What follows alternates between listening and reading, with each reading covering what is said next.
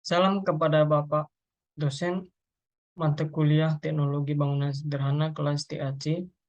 Perkenalkan, nama saya Arya Jordanta Ginting dengan NIM 210406086. Di sini saya ingin mempresentasikan mengenai struktur dan konstruksi bangunan.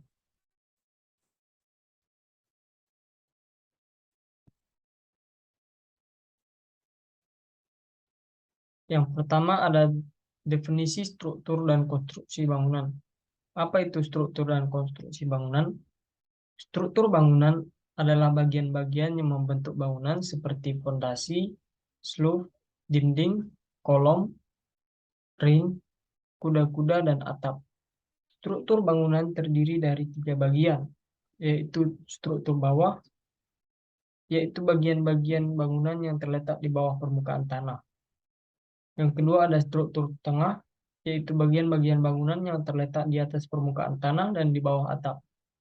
Yang ketiga ada struktur atas, yaitu bagian-bagian bangunan yang terbentuk memanjang ke atas untuk menopang atap. Selanjutnya ada konstruksi bangunan, adalah objek bangunan secara keseluruhan yang terbentuk atas kesatuan struktur-struktur. Konstruksi dapat diartikan sebagai kegiatan membangun sarana dan prasarana sehingga dapat digunakan untuk tujuan tertentu. Aktivitas konstruksi bukan hanya sebatas membangun, tetapi mencakup kegiatan-kegiatan yang menunjang proses pendirian bangunan seperti perencanaan rancang bangun, penelitian AMDAL, penyusunan RAB, penyediaan material, dan pengawasan proyek bangunan. Selanjutnya ada elemen-elemen struktur dan konstruksi bangunan.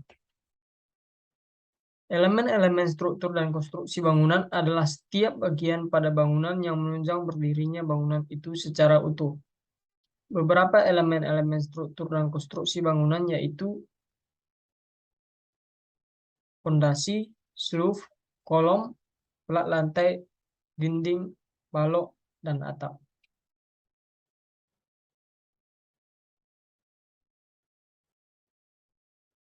Fondasi bangunan.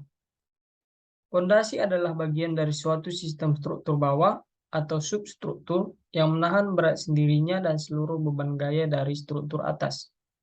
Kemudian meneruskannya ke lapisan tanah dan batuan yang terletak di bawahnya. Definisi fondasi menurut pendapat ahli.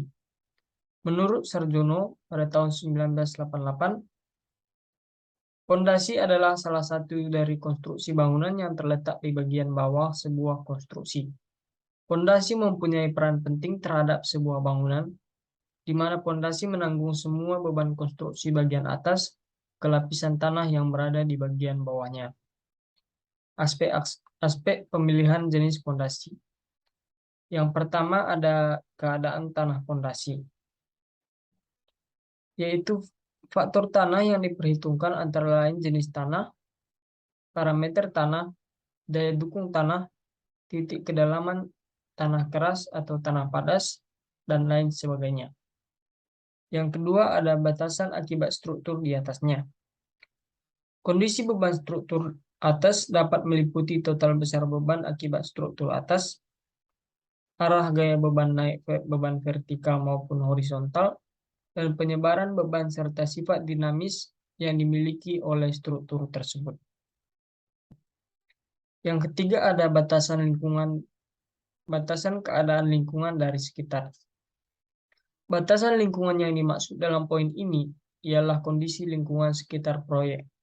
Mengingat dalam mengerjakan suatu pembangunan perlu memperhatikan kondisi lingkungan sekitar, sehingga diharapkan dalam melakukan pekerjaan bangunan tidak mengganggu dan membahayakan lingkungan sekitar atau bangunan yang telah ada di sekitarnya. Selanjutnya ada jenis-jenis fondasi bangunan. Bentuk fondasi ditentukan oleh berat bangunan dan keadaan tanah di sekitar bangunan. Sedangkan kedalaman fondasi ditentukan oleh letak tanah padat yang mendukung fondasi. Menurut Gunawan tahun 1991, secara umum fondasi dibagi menjadi 2 jenis, yaitu fondasi dangkal dan fondasi dalam.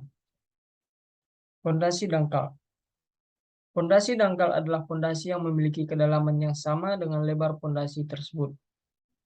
Pondasi dangkal umumnya digunakan pada tapak dengan lapisan tanah keras yang dangkal, pada bangunan bertingkat rendah, dan pada bangunan dengan beban minimum. Jenis-jenis pondasi dangkal yaitu yang pertama ada pondasi lajur batu kali. Pondasi lajur batu kali harus dibuat dengan pasangan batu kali dengan kualitas baik, tidak mudah retak atau hancur. Adukan yang dipakai minimal 1 bagian semen dan 6 bagian pasir atau 1:6 antara semen dan pasir. Dan harus mempunyai kekuatan tekan pada umur 28 hari minimal 30 kg per cm kuadrat. Selanjutnya ada pondasi flat atau footplate. Pondasi flat menopang beban struktural, maka diisyaratkan terbuat dari konstruksi beton bertulang dengan mutu minimal K175. Pondasi telapak digunakan untuk mendukung beban individual seperti kolom struktural. Yang ketiga ada pondasi plat menerus atau continuous footing. Bentuk pondasi ini merupakan pengembangan dari pondasi plat karena antara pondasi plat yang satu dengan yang lainnya terlalu dekat jaraknya, sehingga saling overlap. Lebih baik antar kolom-kolom dihubungkan menjadi satu lewat pondasi plat menerus. Berikut adalah gambar pondasi plat menerus beserta dengan detailnya.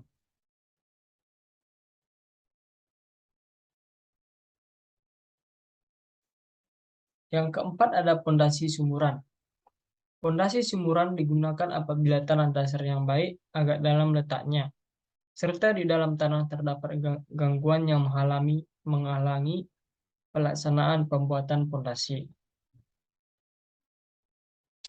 Berikut adalah gambar real pondasi sumuran dan gambar detail pondasi sumuran. Selanjutnya ada pondasi rakit. Pondasi rakit adalah pondasi plat beton yang dibuat sama luas dengan bangunan di atasnya atau disebut pondasi plat setempat yang luas sekali. Di mana pondasi ini ditopang oleh rangka besi di bawahnya.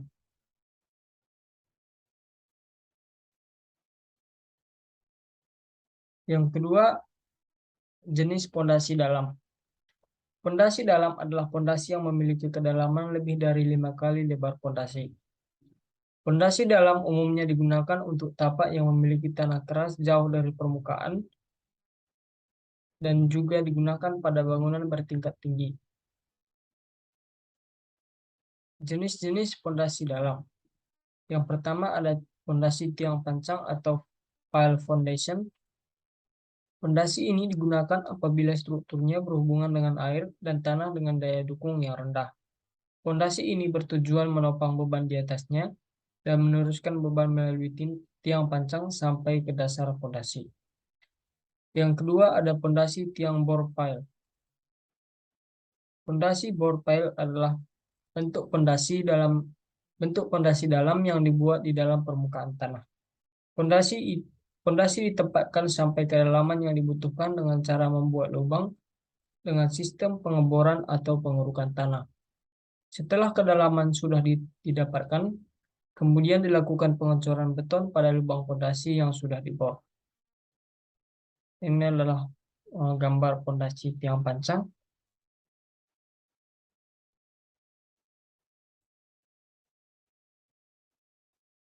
Selanjutnya, penjelasan tentang slope. Slope adalah struktur dari bangunan yang terletak di atas pondasi dan memiliki fungsi untuk meratakan beban pondasi. Fungsi slope yang lain adalah sebagai pengunci dinding agar tidak mudah roboh saat terjadi getaran maupun pergeseran tanah. Material slope yang umum dipakai dalam konstruksi adalah semen, pasir, dan split atau kerikil dengan perbandingan 1:2:3. Jenis-jenis struktur slope. Struktur slope dari beton bertulang. Jenis ini biasanya digunakan di atas pondasi sebuah bangunan seperti rumah atau gedung yang tidak memiliki sebuah tingkat. Atau bisa dibilang, slope jenis ini hanya digunakan untuk rumah maupun gedung satu atap. Perlengkapan yang dibutuhkan adalah seperti sebuah kolom praktis dengan tinggi slope sendiri berkisar antara 15 sampai 20 cm dan lebar slope-nya mengikuti lebar dinding yaitu 15 cm. Berikut adalah gambar real dari slope dan ini adalah gambar detail dari slope di mana terdapat eh, rangka besi dan terdapat juga seismik atau besi yang dibengkokkan sejauh dengan jarak 6 kali diameter besi itu sendiri.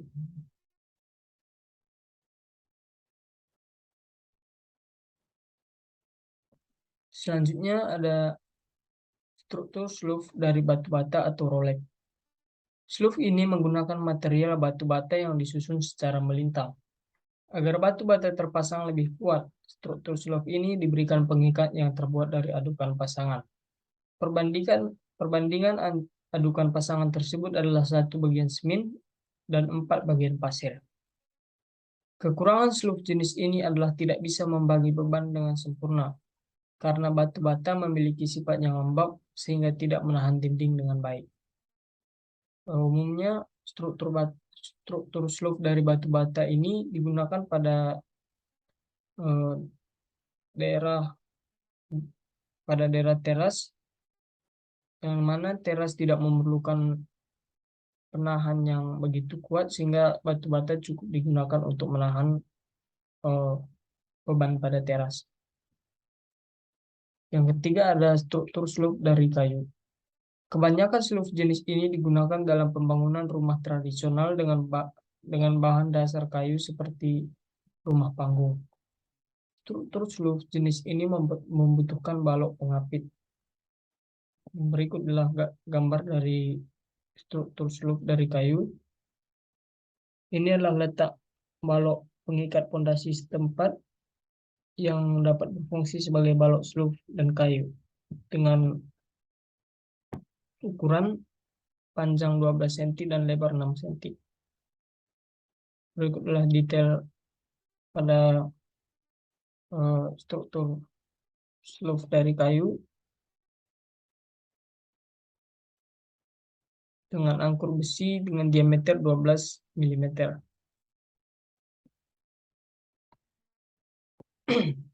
Selanjutnya ada kolom.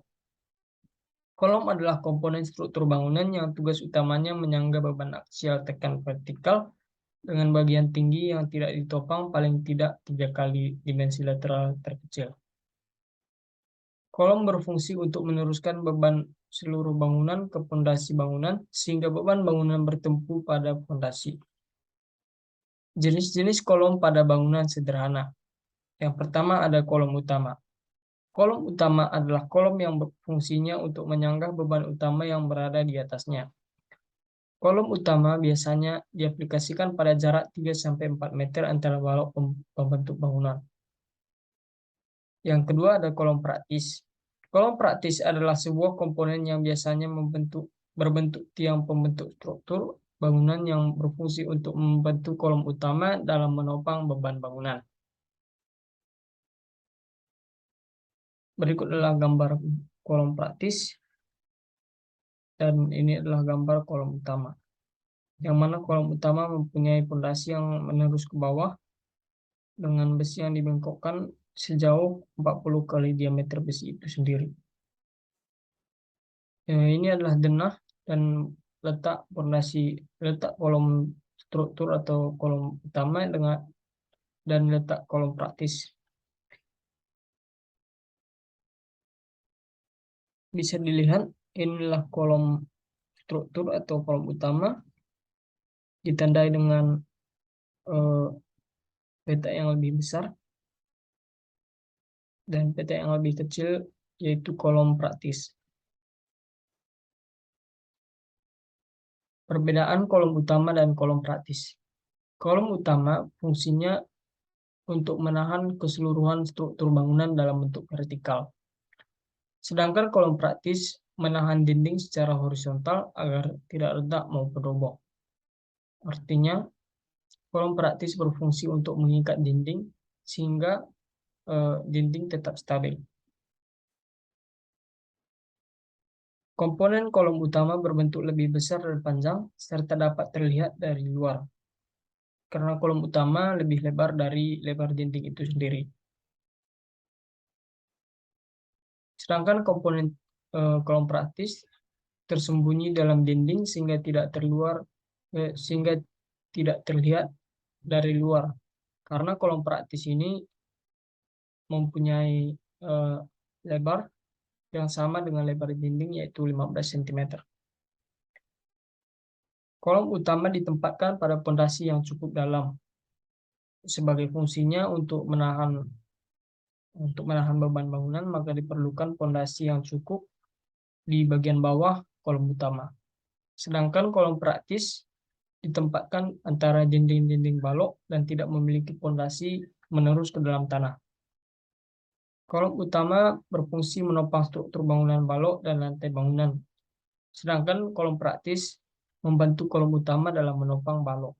Artinya kolom praktis ini tidak dapat diandalkan dalam menopang beban bangunan secara menyeluruh. Selanjutnya ada pelat lantai. Pelat lantai adalah struktur bangunan yang bukan berada di atas tanah secara langsung. Artinya pelat lantai merupakan lantai yang terletak di tingkat 2, tingkat 3, tingkat 4, dan seterusnya.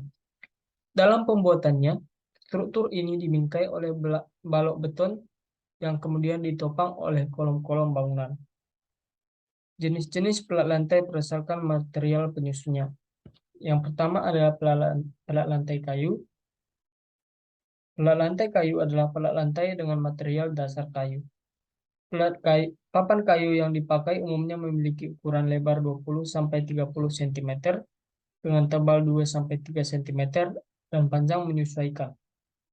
Papan-papan ini didukung oleh balok yang berukuran 8/12, 8/14, atau 10/14 dengan jarak 60-80 cm.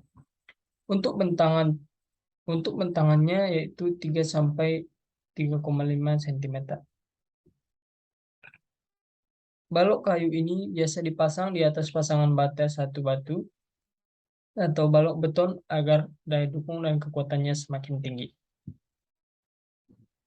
Yang kedua ada pelat lantai beton. Persyaratan pelat lantai yang dibuat dengan beton bertulang tercantum dalam buku SNI 1 beton tahun 1991 yang meliputi ukuran ketebalan minimal pelat untuk lantai adalah 12 cm dan pelat untuk atap yaitu 7 cm. Pelat beton harus diisi tulangan baja lunak atau baja sedang yang ditumpuk silang dengan diameter minimum 8 mm. Pelat lantai yang mempunyai ketebalan lebih dari 25 cm wajib disokong tulangan baja rangkap di atas dan di bawah. Yang ketiga ada pelat lantai kayu semen. Pelat ini dibuat dari potongan-potongan kayu berukuran 80-90 cm yang dicampur dengan semen. Pembangunan pelat kayu semen dimulai dengan memasang kayu bangkirai dengan lebar 5 cm dan panjang 7 cm dan jarak 40 cm. Berikutnya, susunan kayu tersebut dipasangi ring balok di atasnya, lalu dicor dengan menggunakan beton. Terakhir, lembaran-lembaran kayu semen ini dipasang secara berjejeran dan rapat di atas beton. Kemudian ditancapkan baut agar terpasang dengan sempurna. Selanjutnya ada dinding. Dinding merupakan salah satu elemen bangunan yang berfungsi memisahkan dan membentuk ruangan. Fungsi lain dari struktur dinding adalah sebagai pendefinisi ruangan, peredam suara, melindungi interior bangunan dari aktivitas alam seperti hujan, sinar matahari, angin, dan lain-lain. Jenis-jenis struktur dinding. Yang pertama adalah struktur dinding batu bata, yang kedua ada struktur dinding batako, yang ketiga ada struktur dinding bata ringan atau hebel, yang keempat ada struktur dinding kayu, dan yang kelima ada struktur dinding kaca. Bahan penyusun dinding berdasarkan jenisnya. Yang pertama ada dinding batu bata. Batu bata itu sendiri disusun oleh material lempung atau tanah liat yang mengandung silika sebesar 50% sampai 70%. Sekam padi, kotoran binatang, dan air. Sedangkan dinding batako terbuat dari semen, kapur, kerica, dan pasir. Dinding bata ringan atau hebel terbuat dari adonan pasir silika, semen, batu kapur, gipsum, air, dan aluminium bubuk. Dapat kita lihat pada gambar berikut ini, yang mana inilah dinding batu bata, inilah dinding batako yang mempunyai rongga-rongga di pada bagian memanjang dari batako itu sendiri, dan ini adalah dinding material bata ringan atau hebel. Selanjutnya ada balok. Balok adalah bagian dari struktural sebuah bangunan yang kaku dan dirancang untuk menanggung dan mentransfer beban menuju elemen-elemen kolom penopang. Selain itu, balok juga berfungsi sebagai pengikat kolom-kolom agar apabila terjadi pergerakan, kolom-kolom tersebut tetap bersatu padu mempertahankan bentuk dan posisinya semula. Jenis-jenis balok. Yang pertama ada balok sederhana. Balok sederhana itu sendiri pada kolom di ujung-ujungnya bertumpu, di mana dengan menggunakan satu ujung bebas berotasi dan tidak memiliki momen tahan. Balok jenis ini hampir sama seperti struktur statis lainnya. Dapat kita lihat, inilah balok sederhana. Yang kedua ada cantilever. Cantilever merupakan salah satu jenis balok yang diproyeksikan atau struktur kaku lainnya didukung hanya pada satu ujung tetap. Dalam arti lain, balok yang satu ini berguna untuk menanggung beban di ujung yang tidak memiliki penyangga. Yang ketiga ada balok tritisan. Balok tritisan merupakan salah satu ragam balok sederhana yang memiliki bentuk memanjang. Balok yang satu ini melewati salah satu kolom tumpuannya. Yang keempat ada balok dengan ujung-ujung tetap. Balok dengan ujung-ujung tetap atau dikaitkan kuat dibuat untuk menahan translasi dan rotasi. Ujung-ujung dari balok ini dikunci sedemikian kuat sehingga tidak bergerak ataupun berotasi karena momen. Yang kelima ada bentangan tersuspensi. Bentangan tersuspensi adalah balok sederhana yang ditopang oleh tritisan dari dua bentang dengan konstruksi sambungan pin pada momen 0. Yang keenam ada balok menurus atau kontinu. Balok menurus memanjang secara menurus melewati lebih dari dua kolom tumpuan untuk menghasilkan kekakuan yang lebih besar dan momen yang lebih kecil dari serangkaian balok tidak menerus dengan panjang dan beban yang sama.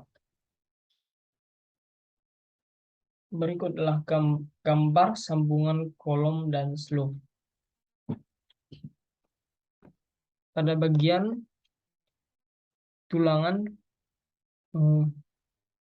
tulangan kolom dilewatkan atau dibengkokkan ke dalam slope dengan panjang lewatan 40 kali diameter, yang mana biasanya tulangan bagel ini tulangan utama ini mempunyai diameter 10 mm sehingga pembengkokan ini memiliki panjang 40 cm. Tulangan bagel ini dibuat lebih kecil, yaitu 8 mm. Inilah slope yang terbuat dari material semen, pasir, dan kerikil dengan perbandingan 1:2:3. Dan inilah fondasi batu kali.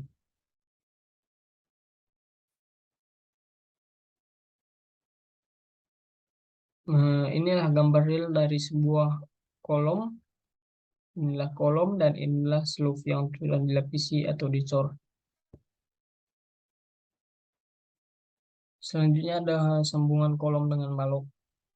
Sama seperti sambungan kolom dengan slope, di sini terjadi juga pembengkokan yang mana tulangan kolom dilewatkan ke dalam balok dengan panjang lewatan minimal 40 kali diameter, yaitu 40 kali 10 cm menjadi 40 cm. Tulangan utama juga memiliki ukuran yang sama seperti slope, yaitu 10 mm, dan tulangan begal mempunyai diameter yang sama juga dengan slope, yaitu 8 mm. Inilah hubungan antara pelak lantai, tulangan kolom, dan balok.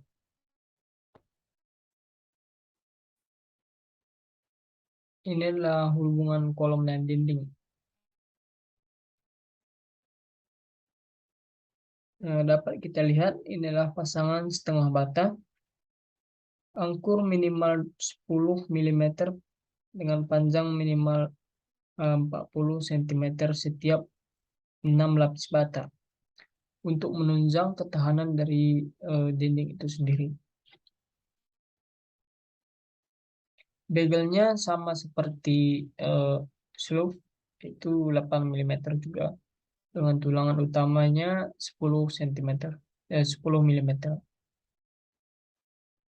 Sini terdapat pemberian angkur setiap 6 lapis bata dengan panjang 40 cm untuk pertemuan dinding dengan kolom.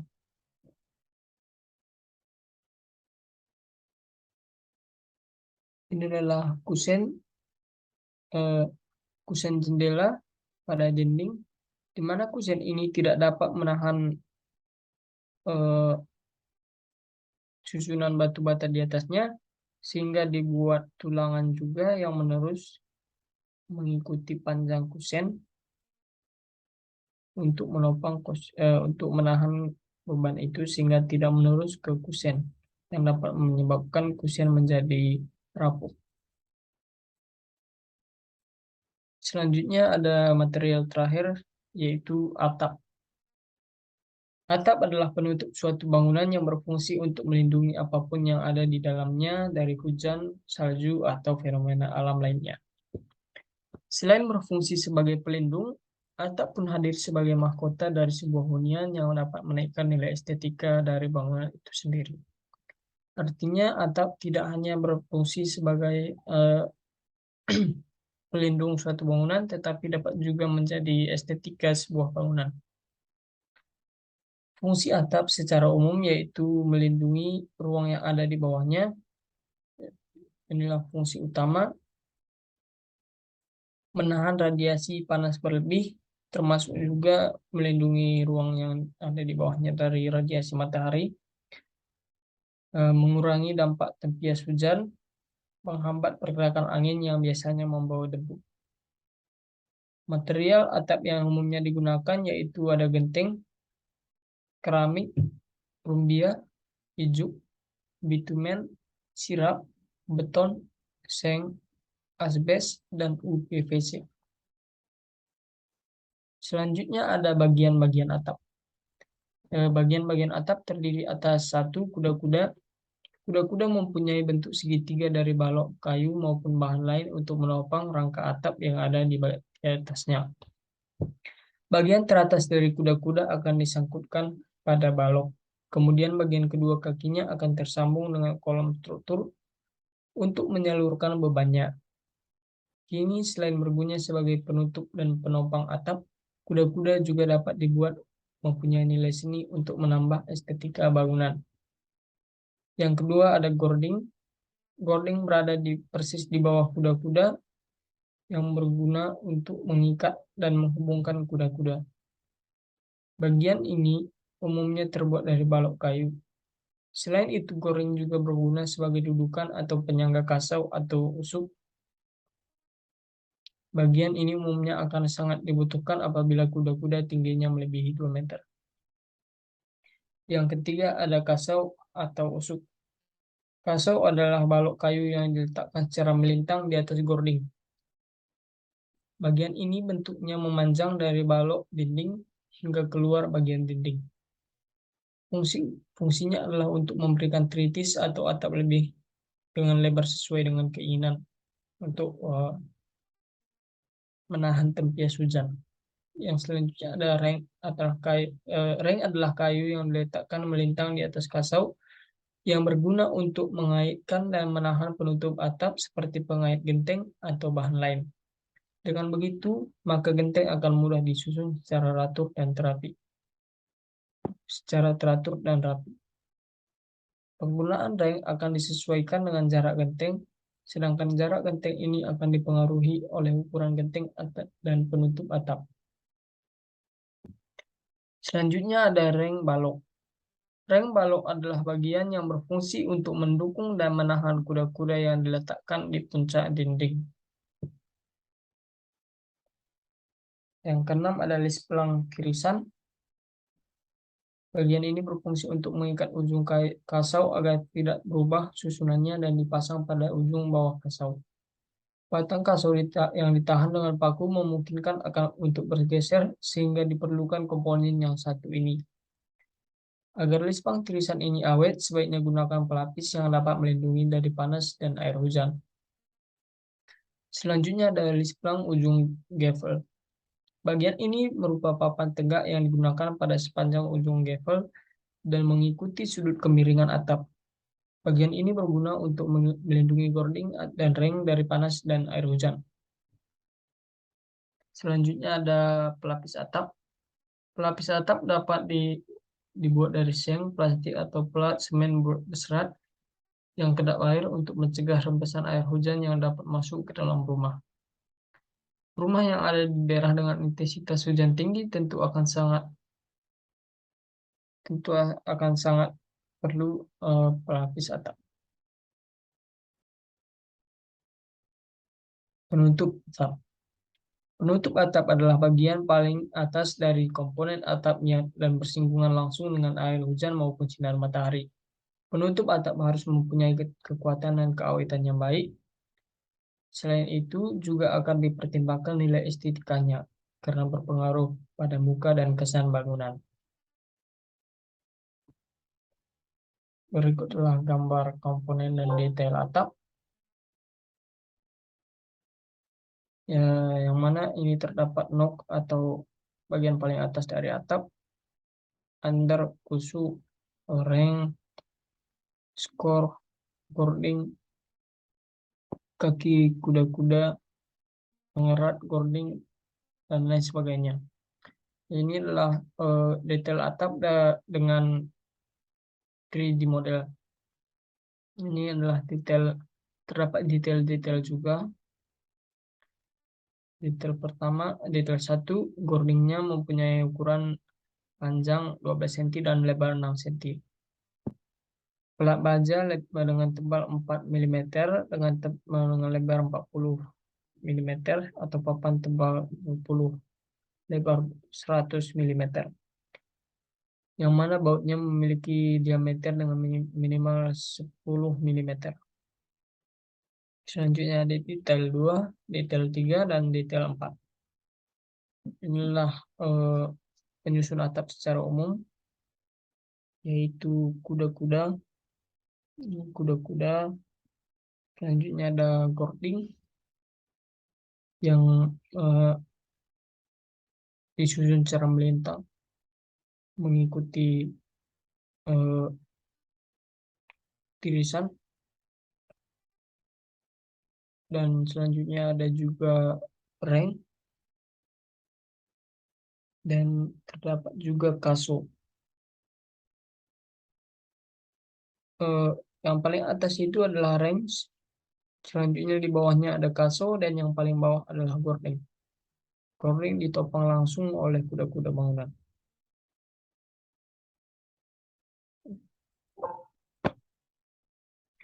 Sekian presentasi dari saya. Saya mohon maaf bila ada kesalahan, bila ada kekurangan. Saya tutup presentasi ini. Terima kasih.